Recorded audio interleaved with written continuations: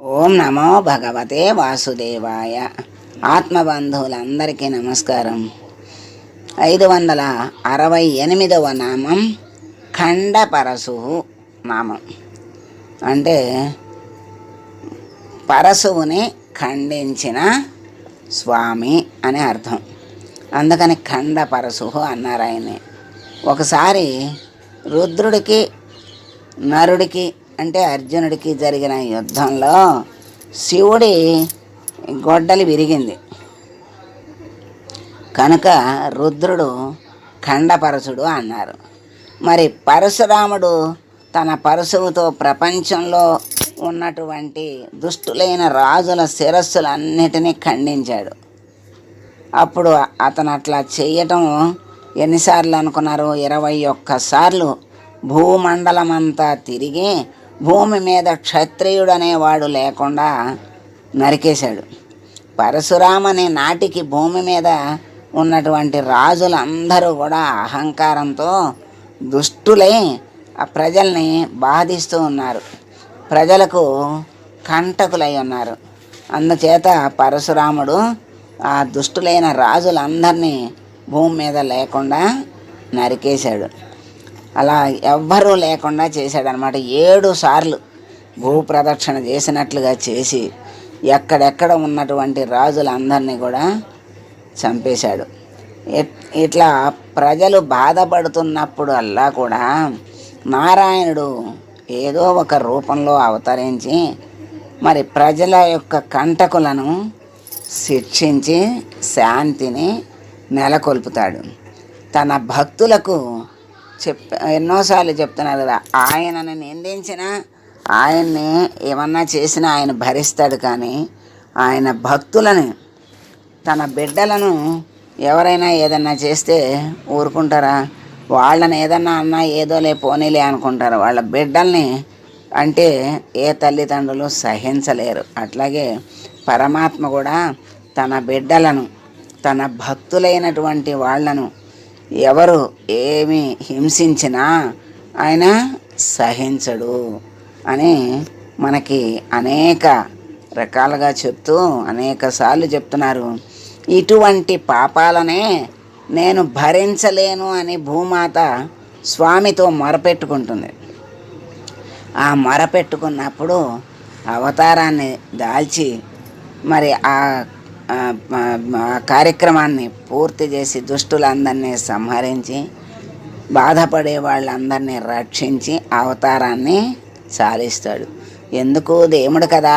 అంటే ఏ దైవానికైనా ఎవరికైనా ఆయన నామరూపాలను ధరిస్తే ఎప్పుడైనా ఆ నామరూపాలని వదిలేయాల్సిందే. అందుకే రాక్షసులు మరణం లేకుండా వరం ఇమ్మంటే మరి జన్మించిన వాడు మరణించక తప్పదు గనక అటువంటి వరాన్ని ఇవ్వటానికి వీల్లేదు అని చెప్తాడు. అప్పుడు వాళ్ళు ఎలా మరణం వద్దో కోరుకుంటారు.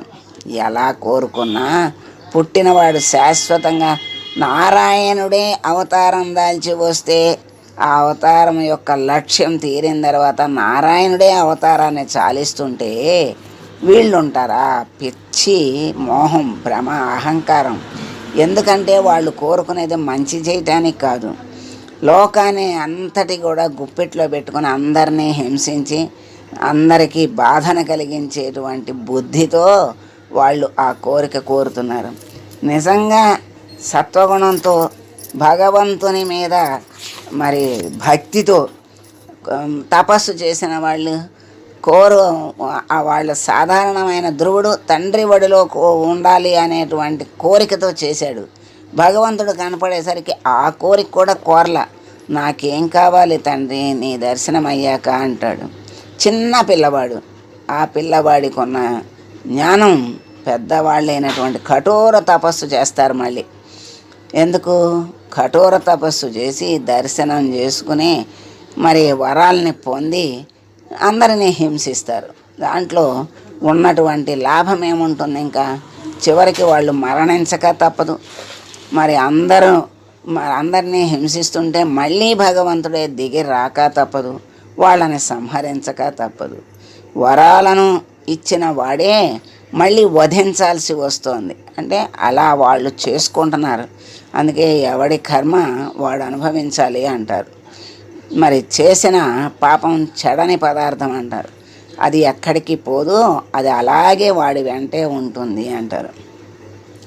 అలాగే చేసిన పుణ్యం ఎక్కడికి పోదు, వాడి వెంటే ఉంటుంది, రక్షిస్తూ ఉంటుంది అంటారు. అందుకని పాపం శిక్షిస్తుంది, దుఃఖ పెడుతుంది, బాధ పెడుతుంది. పుణ్యం ఆనంద పెడుతుంది, రక్షిస్తుంది. అనేక రకాలుగా మనల్ని ఉత్తమ గతికి తీసుకెళ్ళటానికి కారణం పుణ్యం.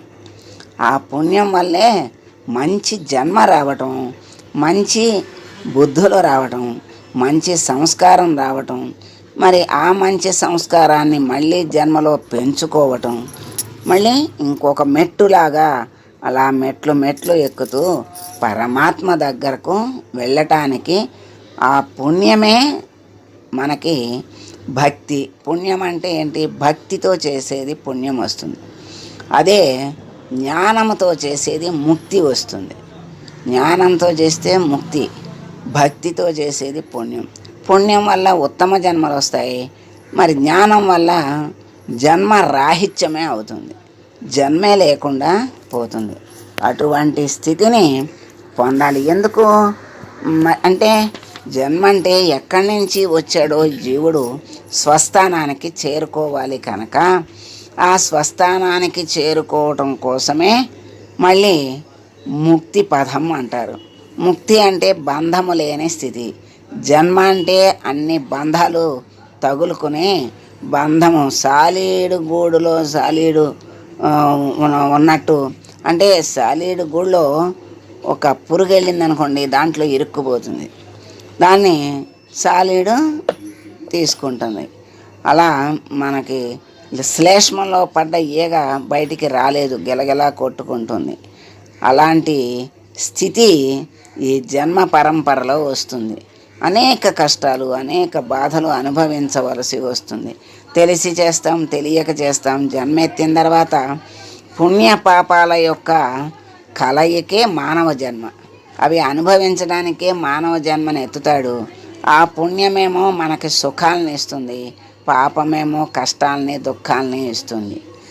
వాటిని అనుభవిస్తూ వాటిని జ్ఞానముతో మరి మళ్ళీ ఈ పుణ్య పాపాలు లేని స్థితికి వచ్చి మరి పరమాత్మ కృష్ణ పరమాత్మ చెప్పినట్టుగా ఫలరాహిత్య కర్మ అంటే ఫలం కోరకుండా నిష్కామ కర్మ అంటే కోరిక ఫలం మీద ఆశ లేని కర్మ ముక్తికి మార్గం అవుతుంది, ముక్తి సోపానం అవుతుంది, ముక్తిని కూడా కలిగిస్తుంది. చివరికి అలా అలా సోపానం అయ్యి చివరికి పరమ పదాన్ని చేరుస్తుంది.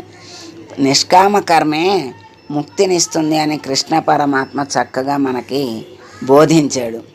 అలాంటి మరి జన్మ మనకి వచ్చింది కనుక మరి ఆ జన్మ పరంపరలో కష్ట సుఖాలను అనుభవిస్తూ అన్నీ మన మంచికే అనుకోమంటాడు. అదేంటి కష్టం వస్తే మంచి ఏమిటి అంటే మరి ఆ కష్టం ఎందుకు వచ్చిందంటే పాపఫలం. ఆ పాపఫలం వల్ల వచ్చిన కష్టం అనుభవిస్తే పాపఫలం అయిపోతుంది అనేటువంటి జ్ఞానం కలిగినప్పుడు ఆనందంగానే ఉంటాం. ఎందుకంటే తర్వాత పుణ్యఫలం వస్తుంది. పౌర్ణమి అమావాస్య వెళ్ళిపోయాక పౌర్ణమి ఎలా వస్తుందని ఆశతో వెన్నెల కోసం ఎదురు చూస్తామో అలాగే పుణ్యఫలం కోసం ఎదురు చూస్తూ దీన్ని పక్కకి పెడతాం. అలా అనుభవిస్తే అయిపోతుంది అనే దృష్టి ఉంటుంది. ఆ విధంగా జ్ఞానముతో ఆ పుణ్య పాపాలను అనుభవిస్తూ నిష్కామ కర్మ ఎప్పుడైతే చేస్తాడో వాడు ముక్తి పదాన్ని పొందుతాడు. అలా పరమాత్మ మరి ఈ అనేక విధాలుగా బాధ పెట్టేటువంటి వాళ్ళని సంహరించటం కోసం అనేక అవతారాలు ఎత్తి వాళ్ళని సంహరిస్తూ ఉన్నాడు. ఆ అవతారాల్లో ఖండ పరశు ఒక అవతారం అన్నమాట. అంటే ఆయన పరశురాముడుగా అవతారాన్ని దాల్చాడు. ఆ విధంగా రాజులందరినీ దుష్టులైనప్పుడు దుష్టత్వం పెరిగిపోయి ప్రజల్ని బాధిస్తున్నటువంటి సమయంలో ఆ రాజులందరినీ సంహరించాడనమాట. అటువంటి స్వామిని ఖండపరశువు అన్నారు. శత్రువుల్ని సంహరించే గొడ్డలిని పరశురామ అవతారంలో ధరించాడు గనక స్వామిని ఖండపరశువు అన్నారని, మరి ఎవరి చేత కూడా ఖండితం కాని పరశువు కనుక ఆ స్వామిని అఖండ పరశువు అన్నారని శంకరులు 2 విధాలుగా వ్యాఖ్యానించారు. శత్రువుల్ని సంహరిస్తున్నారు గనక ఖండపరశువు అని, మరి ఎవరి చేత ఏ ఆయుధం చేత ఖండింపబడని పరశువు కలిగిన స్వామి కనుక ఆయన్ని అఖండ పరశువు అన్నారని శంకరాచార్యులు వారు చెప్పారు. గండ్రగొడ్డలని ఖండించిన స్వామి ఖండపరశువు అని పరాశరులు భావించారు. ఒకానొక సమయంలో రుద్రుడు పరశువును మంత్రించి నాపై ప్రయోగించాడు. అప్పుడు నేను ఆ పరశువును ఖండించాను. అప్పటి నుండి నన్ను ఖండపరశువు అని పిలుస్తున్నారని మహావిష్ణువు స్వయంగా ఆయనే చెప్పారు.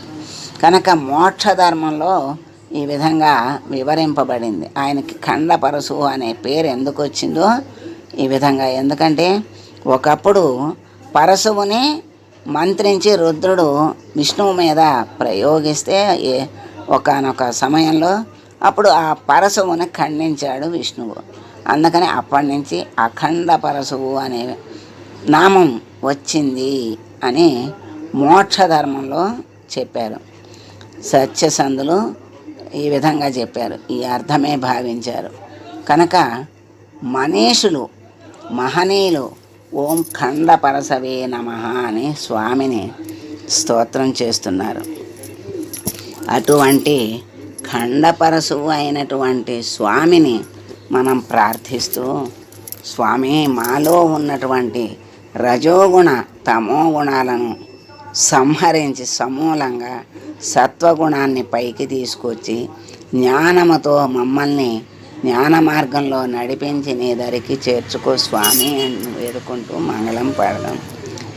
మంగళం కౌసలేంద్రాయ మహనీయ గుణాత్మనే సర్వలోక శరణ్యాయ సాధురూపాయ మంగళం. ఓం